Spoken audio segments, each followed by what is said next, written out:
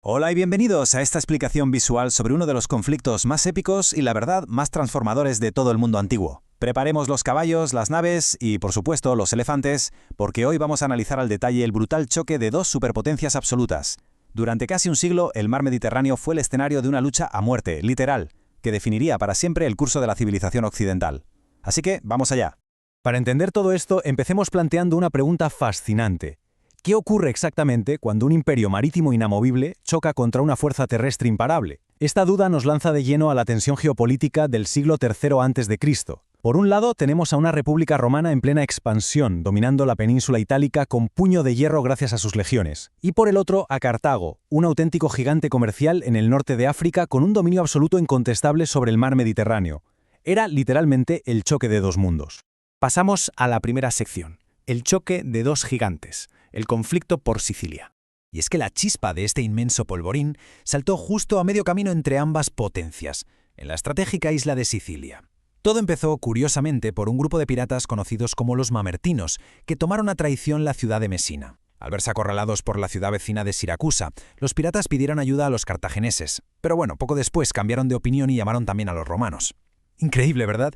Una pequeña disputa local en el año 264 a.C. actuó como una bola de nieve inmensa, arrastrando a las dos mayores potencias de la época a lo que podríamos llamar una guerra mundial a escala antigua. Sección 2. La Primera Guerra Púnica. Adaptarse para sobrevivir. Al estallar el conflicto, los romanos sitiaron bases clave como Agrigento, pero aquí es donde vemos la colosal adaptación que Roma tuvo que llevar a cabo para tener alguna mínima posibilidad de éxito. A ver, Roma era una potencia terrestre inigualable, eso está claro, pero de repente se dieron cuenta de que sus asedios en Sicilia no terminaban nunca. ¿Por qué?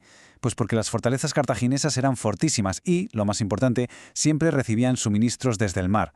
Cartago tenía el control naval absoluto. Así que, si Roma quería expulsar a Cartago, iba a tener que abandonar su zona de confort terrestre y salir a luchar sobre las olas, exactamente donde su enemigo era mucho más fuerte.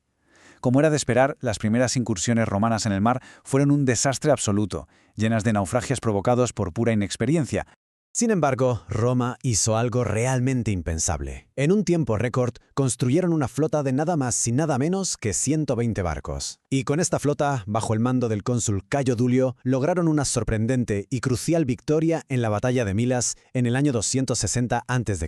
Demostraron que, aunque no habían nacido siendo marineros, estaban dispuestos a aprender a la fuerza, alterando para siempre el equilibrio de poder en el Mediterráneo. Pero claro, la guerra es impredecible y la balanza de poder osciló violentamente. Animados por estos éxitos navales, los romanos intentaron invadir el territorio cartaginés en África bajo el mando del cónsul Régulo. ¿Y cuál fue la respuesta de Cartago? Pues contrataron a un mercenario espartano que, utilizando una combinación letal de jinetes y formidables elefantes de guerra, masacró por completo a las legiones romanas y capturó al propio cónsul. A pesar de reveses tremendos como este, Roma logró imponerse finalmente en el mar en la batalla de las Islas Egadas, obligando a Cartago a abandonar Sicilia y a pagar unas indemnizaciones bastante humillantes. Vamos a la sección 3. Aníbal cruza los Alpes. Comienza la Segunda Guerra Púnica. Resulta que esas humillantes indemnizaciones dejaron a Cartago con una profunda y amarga sed de venganza. El gran general cartaginés Amílcar Barca buscó expandirse por la península ibérica para intentar recuperar poder y riqueza. Tras su muerte, su hijo, el legendario Aníbal Barca, tomó el relevo. Aníbal no estaba dispuesto a doblegarse ante Roma por nada del mundo, y al atacar la ciudad aliada romana de Sagunto, desató la guerra. Roma, lógicamente, esperaba un conflicto naval o asedios lejanos, por lo que enviaron tropas a Hispania y Sicilia. Pero Aníbal, que carecía de una gran flota, decidió jugar directamente en la casa del rival. Lanzó una de las invasiones terrestres más audaces jamás concebidas en la historia: cruzar el río Ebro, atravesar los Pirineos y escalar los traicioneros y helados Alpes. Y ojo, todo ello acompañado de docenas de elefantes, para caer de sorpresa sobre el norte de Italia. Es facilísimo imaginar la absoluta incredulidad del general romano Escipión cuando se enteró de que su enemigo simplemente se había esfumado y marchaba directo hacia Roma. Una vez en Italia, Aníbal demostró ser un genio táctico totalmente imparable. Destruyó ejércitos romanos enteros y se movió a sus anchas por la región. Hay una anécdota fascinante. En una ocasión, los romanos creyeron tenerlo acorralado en un paso de montaña en la región de Campania. ¿Y qué hizo Aníbal?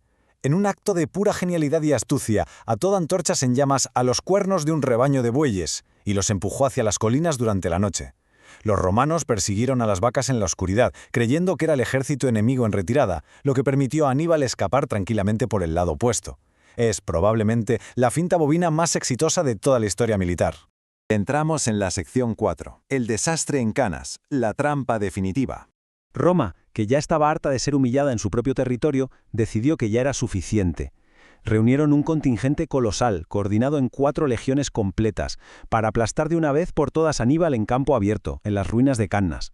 Los romanos superaban ampliamente en número a los cartagineses, pero frente a estas 4 legiones, Aníbal ejecutó a la perfección lo que conocemos como una maniobra envolvente. Permitió que el centro de su propia formación cediera deliberadamente ante el tremendo empuje romano. Así, los atrajo hacia una trampa mortal, mientras sus alas y su caballería se cerraban por los flancos y la retaguardia.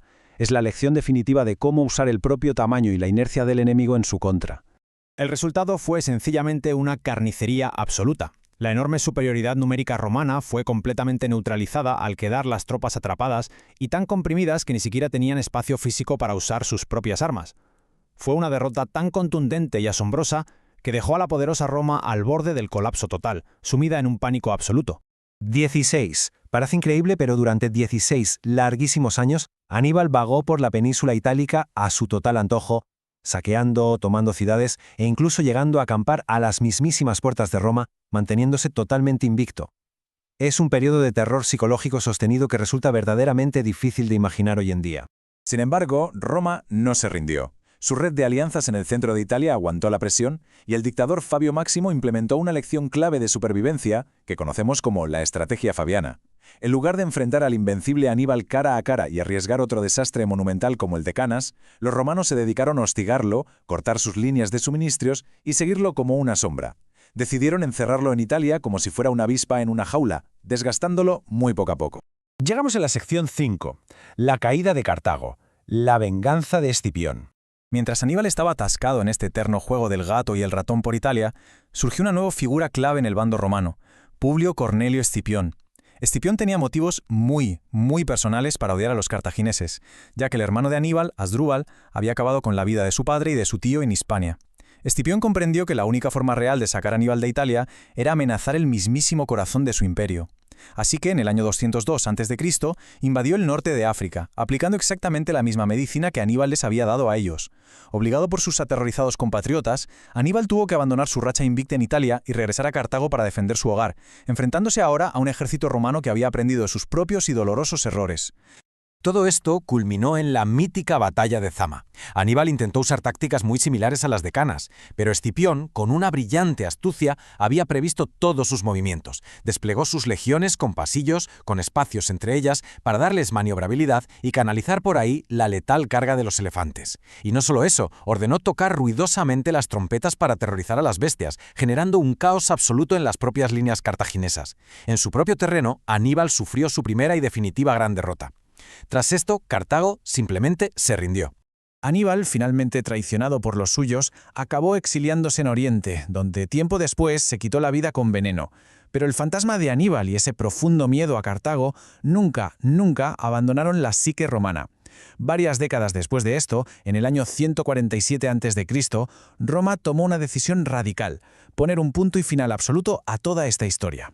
Y es que la Tercera Guerra Púnica no fue realmente una guerra, fue una ejecución en toda regla. Bajo el mando de Escipión Emiliano, descendiente del general que derrotó a Aníbal, los romanos apenas encontraron resistencia. Saquearon la ciudad sin piedad, la quemaron hasta los cimientos y, literalmente, borraron a Cartago del mapa, vendiendo a todos sus supervivientes como esclavos. Con este acto, Roma se erigió como el amo indiscutible y absoluto de todo el Mediterráneo, forjando el ejército más disciplinado y letal de la antigüedad.